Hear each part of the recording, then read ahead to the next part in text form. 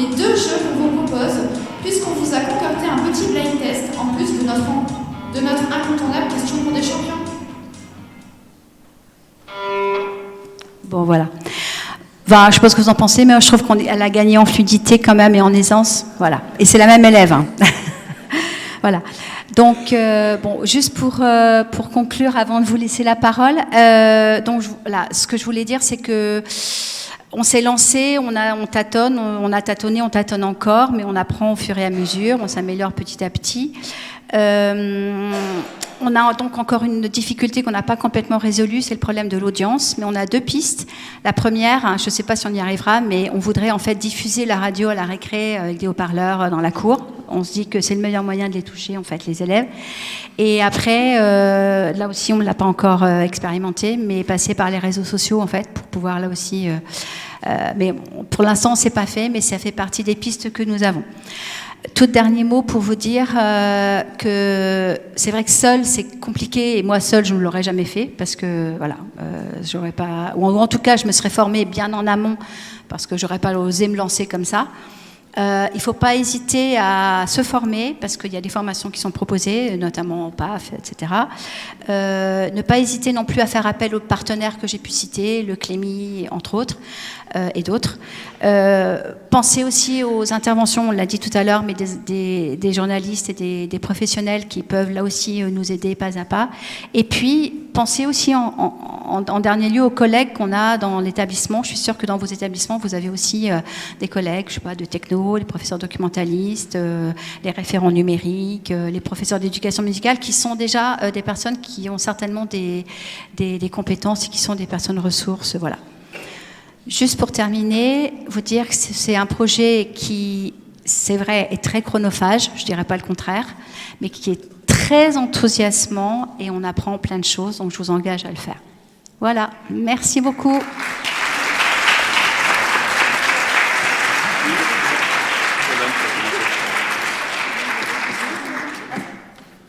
Bon, on donne la parole maintenant aux élèves, parce qu'on parle d'eux depuis ce matin, donc enfin les voilà. Donc les élèves de l'EMC Radio du lycée Marie Curie de Nogent-sur-Oise qui vont se présenter, nous raconter un peu leur vie à la radio. Donc, bonjour, moi je suis Loane, je suis la réalisatrice de la radio. Je suis en classe de terminale et j'ai commencé la radio en seconde, donc il y a 3 ans maintenant. J'ai commencé en tant qu'animatrice. Je me suis lancée à la radio parce que j'étais une élève très très timide. Vraiment, les oraux, c'est vraiment pas mon truc. Prendre la parole, que ce soit devant un tout petit public ou comme aujourd'hui un amphithéâtre, c'était vraiment pas possible. Du coup, je me suis dit, quitte à vouloir tenter, autant le faire. Donc ça m'a déjà beaucoup aidée en une année. Puis l'année dernière, je suis passée co-réalisatrice. Et là, c'est vraiment un autre type d'oral, puisque c'est plus simplement parler derrière un micro, c'est vraiment parler à des gens, savoir se faire entendre et réussir à ce qu'on me respecte, en fait. Donc c'est plus compliqué. Je parle maintenant très très bien. Là, parler devant un amphithéâtre, ça ne me dérange pas. Que ce soit des adultes ou même pour la rentrée des secondes, on est intervenu dans l'amphithéâtre devant toutes les classes de seconde. J'ai aussi pris la parole.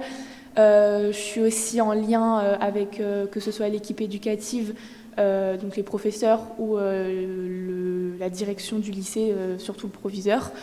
Donc voilà, vraiment, ça m'a permis de m'ouvrir aux gens, de savoir m'imposer et aussi de pouvoir donner mon avis et parler comme il faut. Donc voilà. Bon, c'est tout. Vas-y. Bonjour, moi je m'appelle Marine, je suis référente en animation au sein de la web radio. Donc j'ai commencé en tant qu'animatrice et dès la fin de ma seconde, je suis devenue référente animation, c'est-à-dire que j'aide les nouveaux animateurs à écrire leurs chroniques, à faire leurs premières interviews. À la base, j'étais pas non plus très à l'aise à l'oral. J'ai complété la radio avec du théâtre et ça m'a énormément aidée. Je voulais revenir aussi sur l'audience qu'on vise avec la web radio. Moi, je suis pas forcément d'accord parce que la web radio m'apporte plus une expérience qu'autre chose plutôt que de vouloir être écoutée. J'ai par exemple eu la chance d'interviewer Johanna qui est atteinte d'endométriose, donc ça m'a appris plus par exemple sur l'endométriose. On a fait des événements avec le WAN aussi pour des associations qui promuent la place de la femme au sein des métiers sur l'ingénierie. Et ça apporte beaucoup plus en termes d'expérience humaine qu'une envie d'être écoutée. Donc bonjour à tous, moi je suis donc le référent technicien de la radio. Donc moi je m'occupe de toute la partie technique, donc le matériel, je m'occupe de la formation des nouveaux techniciens dès qu'ils vont arriver, etc. Donc une grande partie aussi du travail, ça va être la gestion d'équipe. Donc c'est là aussi qu'il va falloir avoir un bon oral. Donc pas une voix radio comme peuvent avoir les animateurs, mais plutôt une voix qu'on peut écouter pour donner des instructions, par exemple. Donc voilà, ça c'est mon travail au sein de la radio.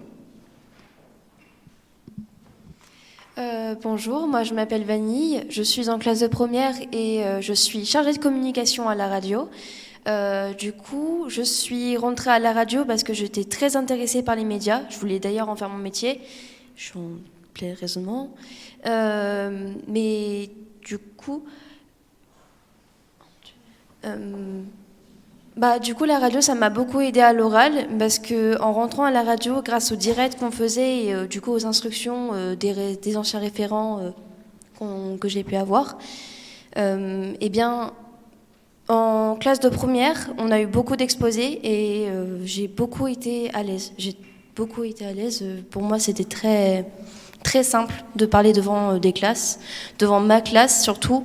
Et grâce à la radio, pour moi, ça m'a beaucoup aidé pour l'oral. Je précise en plus, là vous êtes devant 100 personnes, c'est pas forcément vos auditeurs habituels, donc on voit très bien que vous êtes à l'aise, et je précise, parce qu'on vient d'en parler avec Isabelle, qu'ils sont un peu en impro là, parce que c'était pas exactement le déroulé qu'on avait prévu, mais on a un peu mangé du temps dans la matinée, donc ils ont un peu changé la façon dont ça allait se passer. On voit que du coup ils sont pas plus stressés que ça, je pense pas, ça se voit pas en tout cas.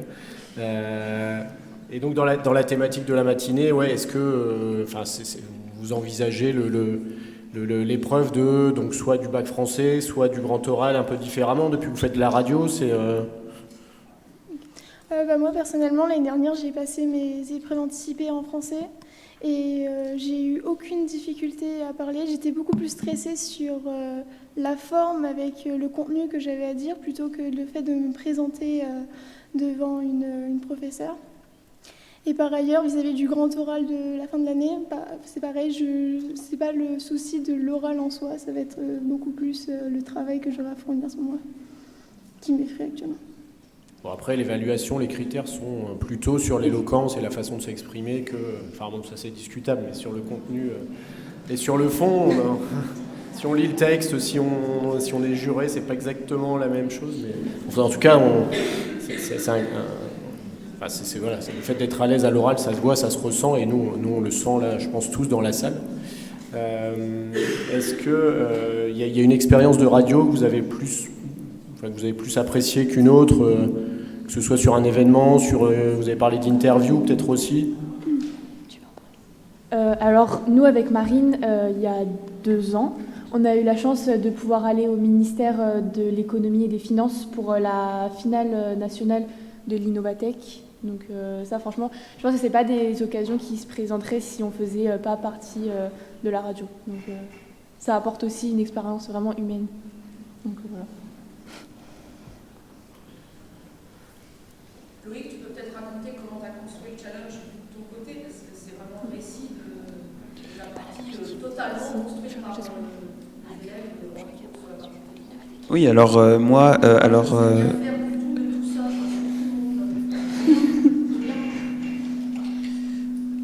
moi, du coup, de mon côté,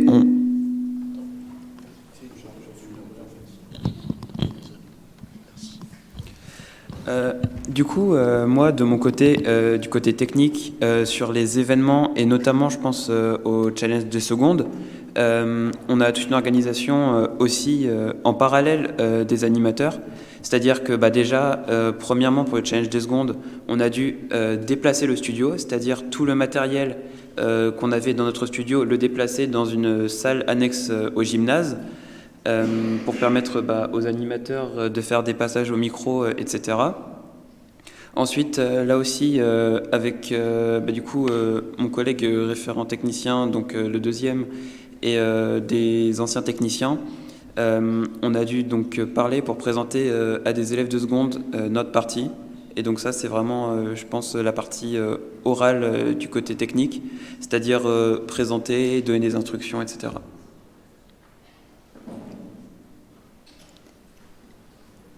Est-ce que les enseignants ont des questions à poser aux élèves ? Est-ce que vous écoutez davantage la radio quand vous en faites ? En fait, alors c'est pas un média qu'on écoute à la base, mais je sais que après être entré à la radio, j'ai un peu plus écouté la radio pour voir si ce qu'on faisait, en fait pour comparer ce que nous on fait avec ce qui se fait vraiment à la radio. Et voilà, c'est là que j'ai un peu plus écouté la radio.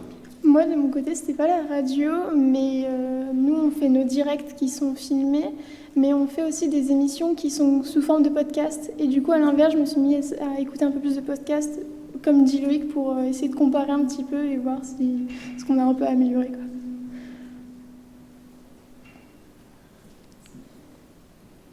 Question ?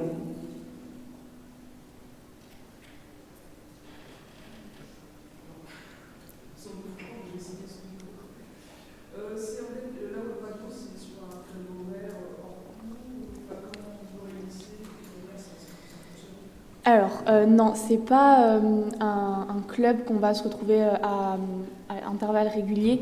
C'est vraiment au volontariat des élèves. Alors, on a un studio radio qui est, lui, ouvert toute l'année. Enfin, on a des clés pour y aller. Par contre, les événements, généralement, on les prévoit. Par exemple, les directs, on en fait 3 dans l'année, généralement 1 par trimestre. Après, on fait des événements comme celui-ci ou des événements qui couvrent notre lycée. En fait, tout ce qui se passe dans notre lycée, globalement, on le couvre. Donc en fait, il y a des années où ça peut être plus, des années où ça peut être moins, mais il n'y a pas de sorte de réunion chaque semaine. Donc voilà. Si un lycée pas loin du vôtre voulait lancer sa web radio, vous seriez prêt à Nous, on est intervenu au lycée d'Hérillon, si je dis pas de bêtises, pour aider à la finalisation d'un BTS. Et du coup, justement, on a aidé ces élèves-là à comprendre le vocabulaire radio, à écrire une chronique et à la dire devant un micro. Donc, je ne sais pas si je réponds à votre question, mais du moins, on l'a déjà fait à ce niveau-là.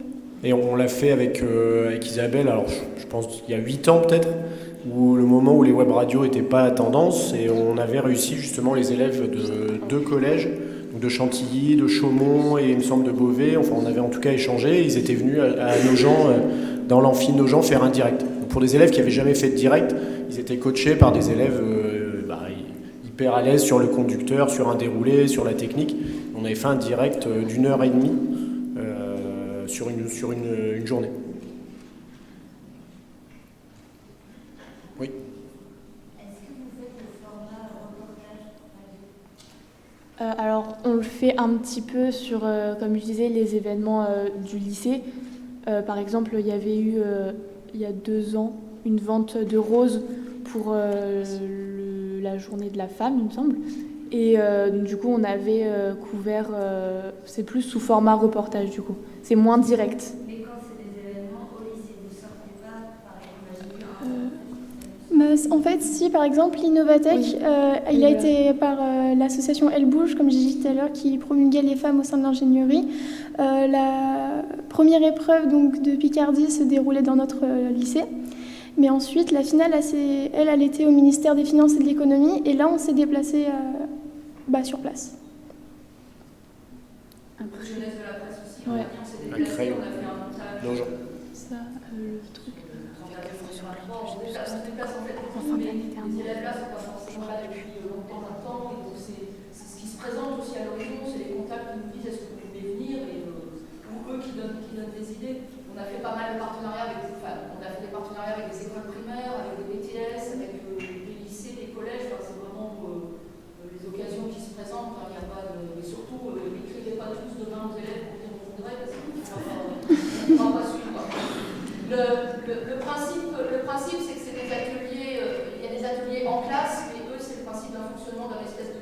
sur le temps libre, plus les moments où ils sont ce qu'on appelle chez nous en action dans l'établissement. Donc ça, j'y tiens parce que version CPE, c'est ce qui permet dans l'établissement d'être noté présent dans l'établissement mais pas présent en cours. Et donc c'est sur autorisation du chef d'établissement directement qui valide les actions et qui leur permet, par exemple, aujourd'hui, ils sont notés, dans les petites astuces, mais ils sont notés en l'action dans l'établissement pour les aujourd'hui. Alors, réellement, c'est hors l'établissement, mais ça n'existe pas pour l'instant, une formulation.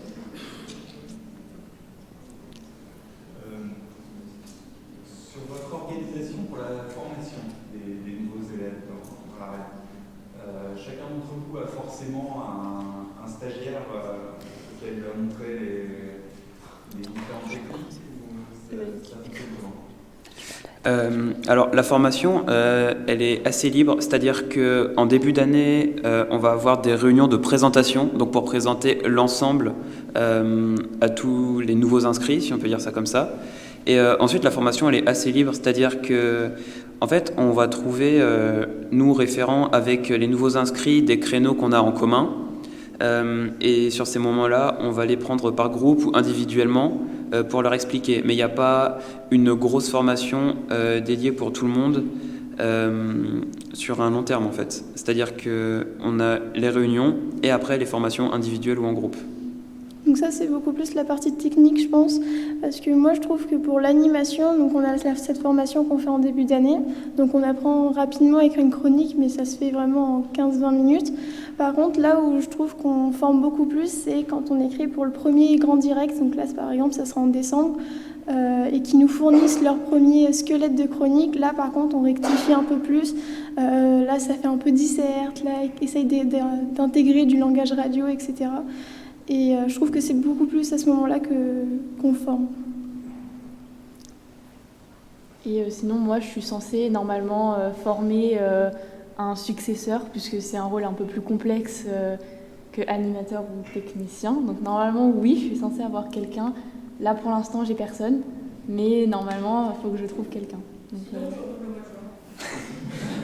je teste pas ton bec.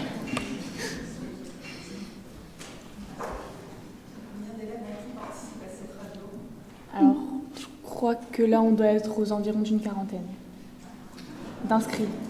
Voilà, on a une quarantaine d'inscrits, mais au niveau des directs, souvent, on est 15-20. Et on a une beaucoup plus grosse équipe technique. Mais après, en fait, au niveau des directs pour l'animation, on est 2 animateurs principaux. Donc ça va être l'autre référent animation et moi-même. Et après, pour les 2 autres places qui restent, ça tourne en fait pour les chroniqueurs. Il faut dire qu'LMC Radio, par sa notoriété, répond à des demandes parfois ministérielles ou du Clémy national, 8-10 jours avant parfois, quand c'est large, pour venir à Paris. Tiens, il y a un ministre à interviewer, enfin, vous êtes dispo? Oui, oui, on est dispo. Vous venez à Educatis? Oui, on est dispo. Vous venez faire un salon à Amiens sur l'orientation? Oui, allez, on va venir. Donc c'est quand même un partenaire déjà historique et fiable, et peu importe en fait la génération. C'est-à-dire que ceux qu'on a vus, que moi j'ai vus en 2015 ou 16, ils sont loin maintenant, ils sont grands, et on a les mêmes réussites en fait d'année en année et de génération en génération. Donc oui, quand le média est implanté, c'est sûr qu'il y a une marque en fait qui est importante. Hein. Le fait quand on conseille aux collègues de donner un nom à sa web radio, ce qui n'est pas toujours le cas. Hein. Parfois les podcasts ils sont mis à droite à gauche. Donner un nom, trouver un générique, trouver une identité, quelque chose qui fait que voilà, ils s'identifient. Là, ils ont les t-shirts, donc on va. Mais voilà, c'est quelque chose qui est important. Et ils ont créé des réseaux sociaux, peut-être que comme c'était une question. Ah oui, oui. Les vrais réseaux sociaux, alors des vrais jeunes, parce que nous on a des réseaux sociaux un peu de vieux et c'est peut-être pas ceux-là sur lesquels vous êtes. On est sur Facebook. Comment ? Du coup, par rapport aux réseaux sociaux, on a du coup créé il y a longtemps une page Instagram là où on publie du coup des préventions, par exemple sur les futurs directs qu'on aura, aussi sur des interventions qu'on peut faire aussi au lycée. Et il y a aussi du coup le site internet que vous avez pu voir. Et puis pour nos directs, on diffuse sur YouTube. Et aussi pour faire du recrutement, on peut aussi du coup publier des annonces sur la page Instagram aussi, principalement. Et du coup, je pense que c'est...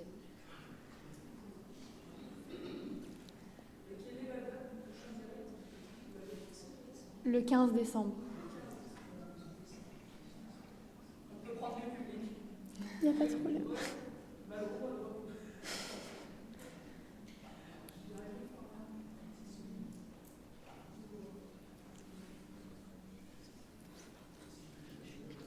D'autres questions? Alors, vous les retrouverez cet après-midi pour l'atelier de pérennisation de Web Radio. C'est avec les mêmes élèves que vous allez pouvoir travailler cet après-midi. Oui, il y a encore une question. Dernière question, est-ce que de construire l'information semaine après semaine, voire année après année, ça a changé votre rapport personnel à l'information, votre façon de vous informer?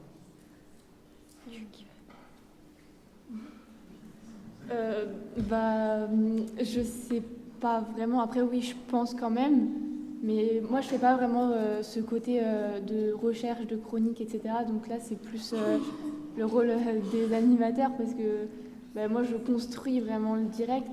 Mais après, oui, je pense on regarde plus les choses de la même manière. Ou alors, tout à l'heure, quand on parlait d'écouter de la radio, on l'écoute plus de la même manière, en fait. Et du coup, si tu veux que je réponde pour mon côté, moi, pour créer des chroniques, je suis partie déjà sur des thèmes beaucoup plus divers que ce que j'aurais pu faire avant. Là, par exemple, le direct de cette fin d'année, c'est les fêtes de fin d'année. Et en fait, on ne se rend pas compte. Au début, on avait le même thème il y a 2 ans. Et il y a 2 ans, je me suis dit, mais en fait, il n'y a pas grand-chose à dire. Et au final, on trouve pas mal de nouveaux sujets alors qu'on ne s'y attendait pas forcément.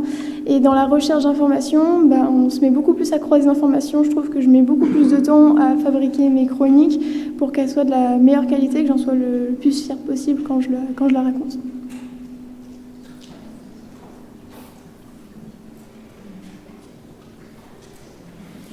Merci beaucoup. Merci à vous.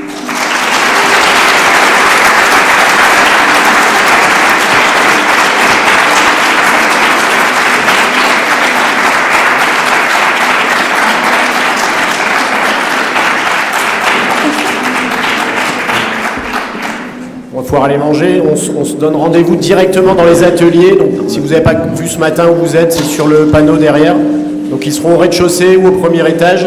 Donc, on veut commencer à 14h vraiment pile. Donc, vous pouvez vous retrouver dans les ateliers à 13h45. Mais vraiment 14h, on démarre cet après-midi pour ne pas finir plus tard. Merci.